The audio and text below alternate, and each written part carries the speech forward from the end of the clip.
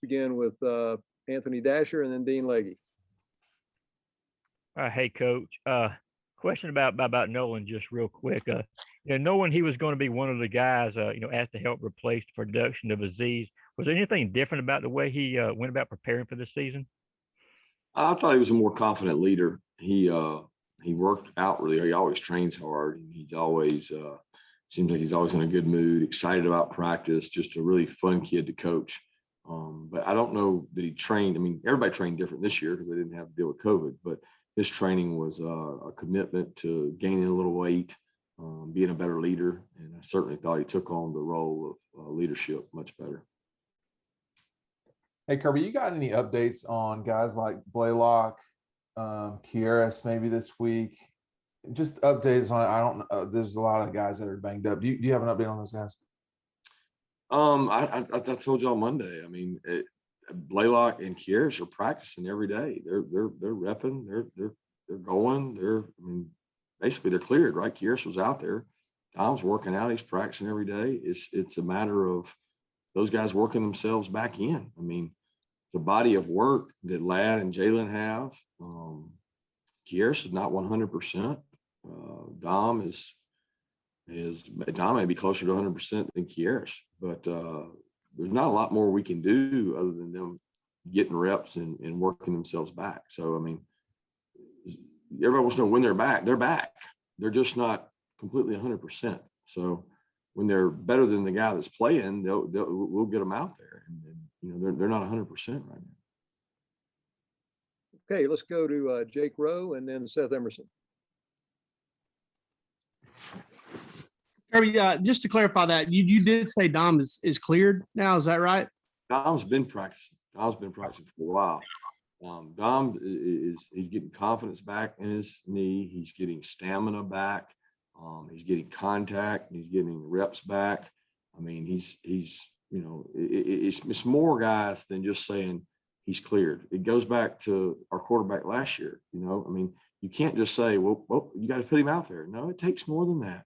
I mean, you're out there with people trying to knock your head off, and you've had an ACL surgery, and you'd like to be 100% of your old self, and it may take a little while to do that, especially on a second ACL. So he's cleared to practice, and he does all kinds of things. But there's a difference, guys, between being game ready and going out there and practicing.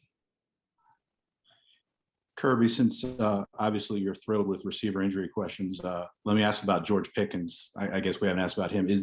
What's he doing right now? Is there a feeling this could be even a mid-season type deal, or is it still late season? Where is he right now? He's rehabbing every day. He's lifting every day. He's going to school, doing all school work, and he's done a good job of doing that. So we'll see. We don't know. I mean, it's one of those. He gets a kind of a monthly update. We haven't had an update in quite a while. I think he's scheduled to go see Dr. Andrews here soon to check up and visit. But he's doing his rehab and he's working hard and he's straight line running. But I have no idea of a date of return. I mean, that's just too far out right now. Okay, let's go to Mike Griffith and then Palmer Toms. Hey, Kirby, can you talk about some of the challenges that UAB presents on defense? I think they've got 9 guys back from a defense that ranked in the top 10 last year. Yeah, they're really good on defense. Bill does a tremendous job mixing up coverages. They got long, rangy outside backer types that are hard to block, quick twitch guys, really athletic linebackers in their secondary. I mean, they have a lot of guys that started a lot of games. I mean, the 2 corners, it seems like they've been playing forever. You go back and you watch games on them, and it seems like that same group of secondary has been playing for a long time. They do a great job. People don't understand. I mean, these guys are a 1-score game late in the game with Miami. They what they did to Georgia a long time ago, and they played them really tight. I mean, they do a tremendous job. They got really good football players, and I got a lot of respect for the way they play defense. Kirby, I know you've always emphasized that special teams is an opportunity for some young guys to get a chance to get on the field.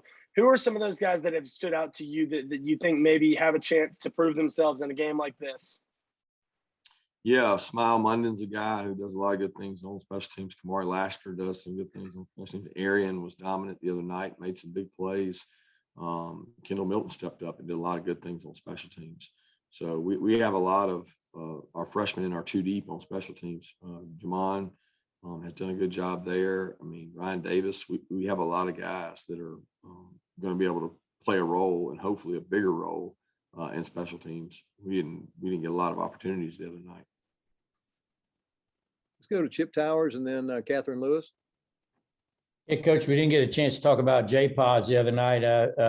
Unusual to see him to miss it all based on what he did last year. But, he informed us earlier he had been placed on scholarship. And just in general, how's Jack done? And how do you feel about things going forward? That one miss, I guess, just it happens to the best of them, right? Yep.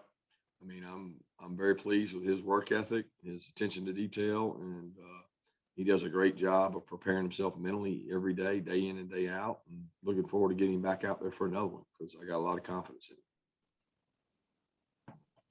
Hey, Coach. I just wanted to ask you about your new defensive backs coach. It seems like he's doing well considering the secondary success so far, but how is he kind of settling into this new team? He's done a tremendous job. He's very intelligent. He works extremely hard. He has a great relationship with both recruits and players. He's diligent, and I appreciate the hard work he's put in, and his family's come to Athens, and hopefully gets to see a Sanford Stadium atmosphere for the first time on Saturday. All right, let's go to Mark Weiser and then Vance Levy. Kirby, regarding filling in for Tate's injury, you mentioned yesterday about, I guess wanting to have both those centers, available, I guess, because of the importance of that position. Would you eventually like to have someone else play right guard than Erickson, or if those are your best 5 and those 2 guys have to go out, that's the way you'll roll? Yep, we want the best 5 to play for sure. So it's a depth concern because we have to have enough guards and we have to have enough centers. So we'll play the best 5 and hopefully provide enough depth while doing that. But if something happens to a center, then we've got to have a center ready. So you got to have 2 centers more than you got to have with the guards available. We've got tackles that can play guard, but we don't have tackles that can play center. Kirby, you talked yesterday about the team needing to everywhere, I think is the word you used, as far as paying attention to details. How did they come out today in practice as far as that goes? And then have you made a decision on your number 2 quarterback? Yeah, Monday was a good attention to detail practice, had a lot of energy, enthusiasm, moved around. I think the Labor Day sleeping in probably helped them some, but today we were not as sharp, didn't have as good a practice as we did Monday. So hopefully that'll improve tomorrow. Carson's been our number 2 quarterback. He's worked with the 2s and he's worked a lot there and taken a lot of reps. Stetson still gets some reps from time to time, but he's got a lot of banked reps. So we ask him to do a lot of things mentally to be prepared and ready to go. Okay, let's go to Brandon Sudge and then Roddy Nabulsi. Hey, Kirby, I wanted to ask you about Dan Jackson. He's the guy who you spoke to us a little bit earlier about, and said that he had been performing well in practice, but I'm not sure anybody expected him to earn a quarter of the snaps the other night. Can you speak about the job that he's done to get into that rotation at safety and kind of how you guys kind of came upon him out of high school and everything? Yeah, Dan came to us and wanted to walk on, and certainly thought he was a good high school player, watched his tape and thought he could help us. Didn't realize that he would help us this quickly. He's really good athlete, very intelligent. When he first got here, the first summer, he ran a really fast 40 time, and we thought, well, this guy could help us. He could play on special teams.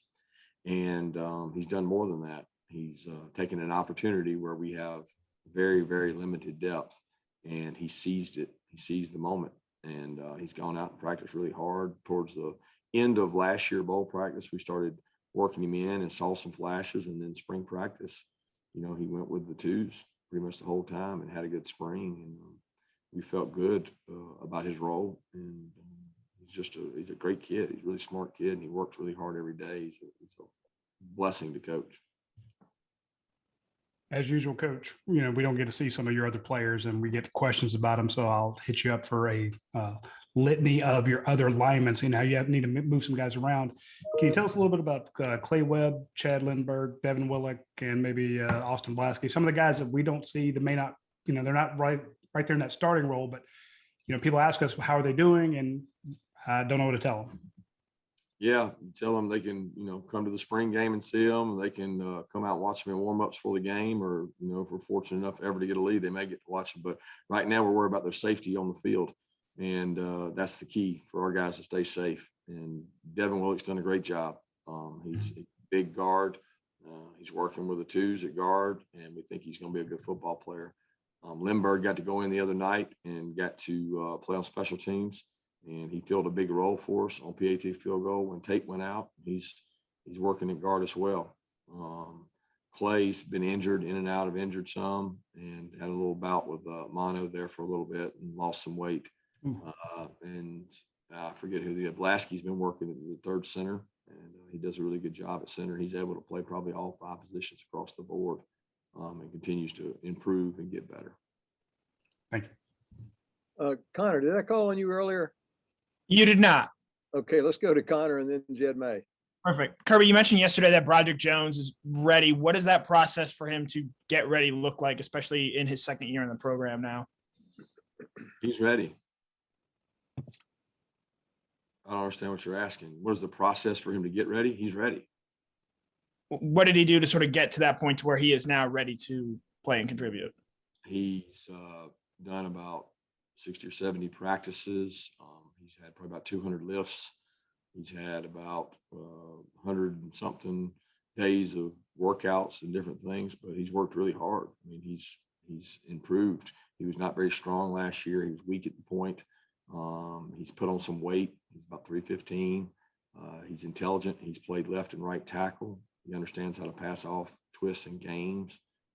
He's still got, a ways to go to be ahead of the guy in front of him, but he's a good football player, and we think he's ready to play. Kirby, I think you mentioned last week that, as far as receivers go, it's one of those things where they just need game reps to get on the field and get better. Is Keke Ringo another guy that would sort of fall into that? Obviously, you've seen enough from him to give him some good playing time the other night. And some of those mistakes he made, with the pass interference, is that just a product of him needing more game reps to get experience and get better?